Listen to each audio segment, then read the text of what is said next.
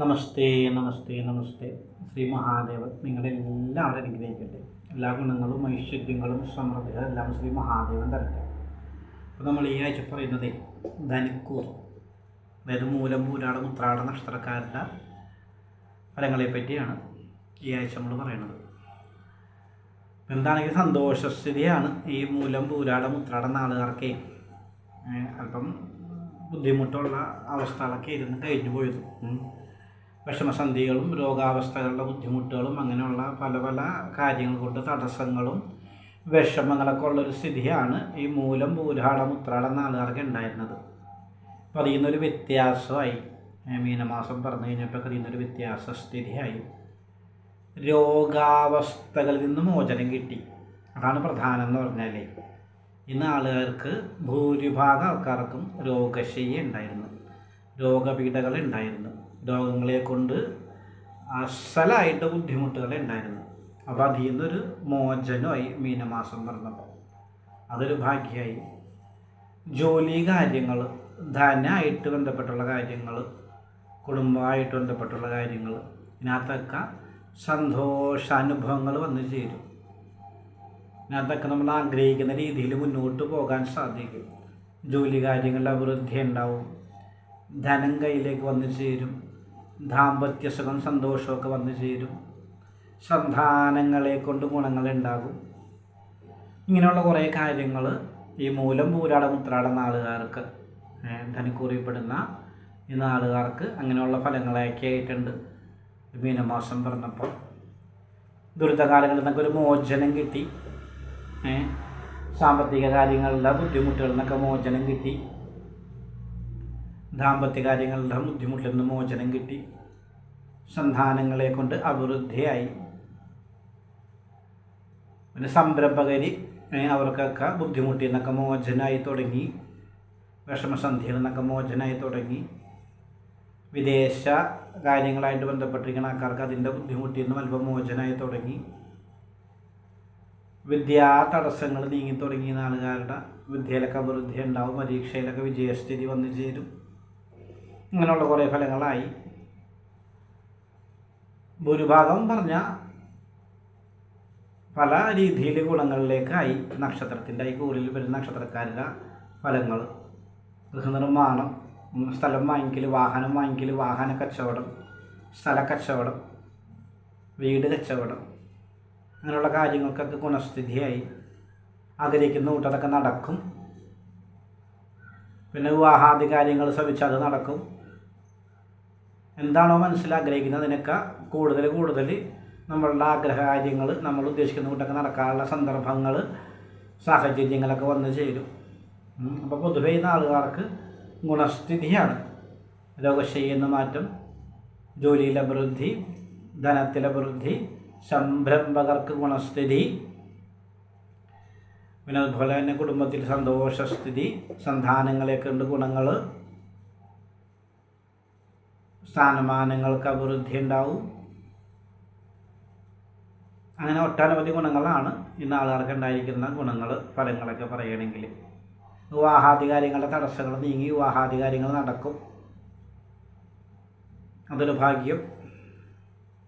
കച്ചവടങ്ങൾ, വീടിൻ്റെ കച്ചവടം, വസ്തു കച്ചവടം, സ്ഥലക്കച്ചവടം, വാഹന കച്ചവടം, വാങ്ങിക്കാനും വിൽക്കാനൊക്കെ സാധിക്കുന്ന ഒരു സന്ദർഭവും സമയമൊക്കെ ഉള്ളത്. പിന്നെ വിദേശത്ത് ജോലി നോക്കണ അതിൻ്റെ തടസ്സങ്ങളൊക്കെ നീങ്ങി പോകാനുള്ള സാഹചര്യങ്ങളൊക്കെ വന്ന് ചേരും. വിദേശത്ത് പഠിക്കുന്ന ആൾക്കാർക്ക് അതിനൊക്കെ കുറച്ചും കൂടി ഗുണസ്ഥിതിയും കാര്യങ്ങളൊക്കെ ഉണ്ടാവും, വിജയസാധ്യത വന്നു ചേരും. പ്രധാനമായിട്ട് ഇവരുടെ ശത്രുക്കളിൽ നിന്നൊക്കെ അവർക്ക് മോചനം കിട്ടും. ശത്രുക്കളിൽ നിന്നുള്ള ബുദ്ധിമുട്ടുകൾ നമുക്ക് കുറവായിട്ട് വരും, അവരിൽ നിന്നൊക്കെ മോചനം കിട്ടും. പിന്നെ പോലീസ് കേസ് കാര്യങ്ങളായിട്ട് എടുക്കുന്ന കുറച്ച് ആൾക്കാരുണ്ട്, അവർക്കൊക്കെ അതിൽ നിന്ന് മോചനം കിട്ടും, കേസൊക്കെ നമുക്ക് അനുകൂലമാവും. അങ്ങനെയുള്ള ബുദ്ധിമുട്ടിൽ നിന്നൊക്കെ മോചനം കിട്ടി, അല്പം കൂടി അഭിവൃദ്ധിയാവും, സന്തോഷകരമാവും ജീവിതം.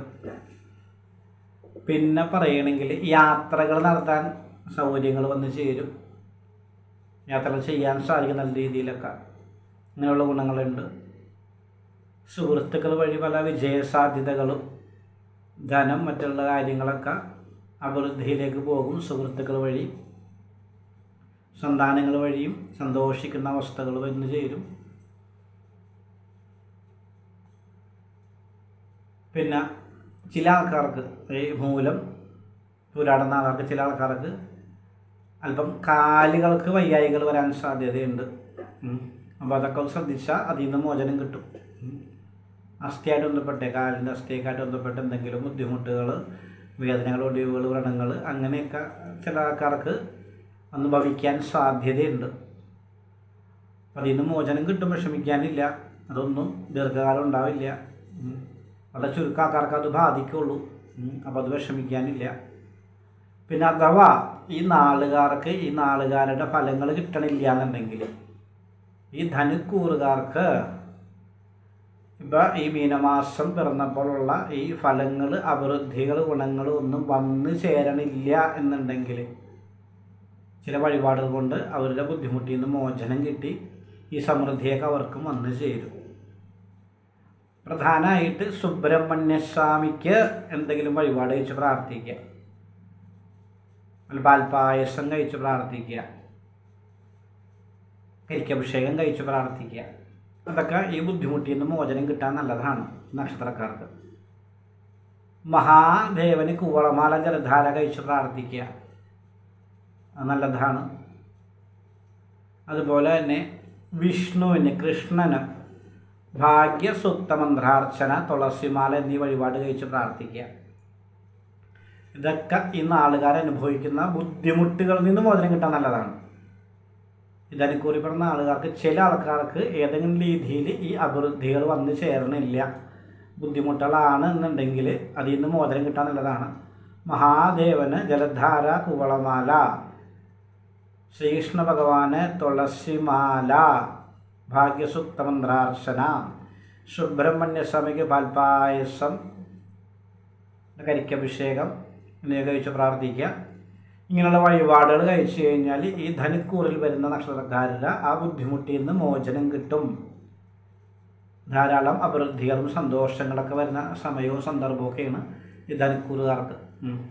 അപ്പോൾ അവർക്ക് ആ സന്തോഷാനുഭവങ്ങളും ഗുണങ്ങളൊക്കെ വന്നു ചേരാൻ തടസ്സമുള്ള ആൾക്കാർക്ക് ഈ വഴിപാടുകൾ കൊണ്ട് ആ തടസ്സം നീക്കി ഈ സമൃദ്ധിയും ഐശ്വര്യമൊക്കെ വന്നു ചേരാൻ വേണ്ടി പ്രാർത്ഥിക്കുക. ഒരു സംശയവും വേണ്ട. എന്തെങ്കിലും സംശയമുള്ള ആൾക്കാരൊക്കെ കമൻ്റായിട്ടൊക്കെ ചോദിക്കുക. എന്താണെങ്കിലും ശ്രീ മഹാദേവൻ നിങ്ങളെല്ലാവരും അനുഗ്രഹിക്കട്ടെ.